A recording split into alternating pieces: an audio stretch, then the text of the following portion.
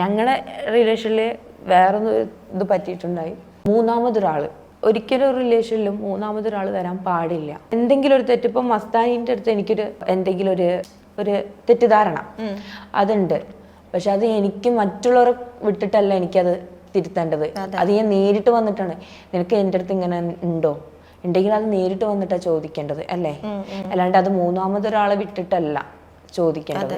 എൻ്റെ ലൈഫിൽ ഏകദേശം ഇങ്ങനെ തന്നെ ഞാൻ സംഭവിച്ചിട്ടുള്ളത്. ഞങ്ങൾ തമ്മിലുള്ള പ്രശ്നങ്ങൾ അത് മൂന്നാമതൊരാൾ ഇടപെട്ടിട്ട് അതിന് വേറൊരു വഴിക്ക് കൊണ്ടുവന്ന് അത് വേറൊരു രീതിയിൽ ചിന്തിച്ച് അങ്ങനെ കൊണ്ടുപോകുന്നതാണ്. ശരിക്കും അതങ്ങനെയല്ല വേണ്ടത്. ഞാൻ എപ്പോഴും എൻ്റെ ഫ്രണ്ട്സിൻ്റെ അടുത്ത് ഞാൻ പറയും, നിങ്ങൾക്ക് എൻ്റെ അടുത്ത് എന്തെങ്കിലും ഒരു തെറ്റിദ്ധാരണയോ അല്ലെങ്കിൽ ഞാൻ വഴി നിങ്ങൾക്ക് എന്തെങ്കിലും ഒരു സങ്കടം ആയിട്ടുണ്ടെങ്കിലോ അത് എൻ്റെ അടുത്ത് പറയണം. അല്ലാണ്ട് അത് മൂന്നാമതൊരാൾ അത് ചോദിച്ച് അത് അവരറിഞ്ഞ് അവരെ വഴി വേറെ ആൾക്കാരറിഞ്ഞ് നമ്മളെന്തിനാണ് സ്വയം നാറണത്?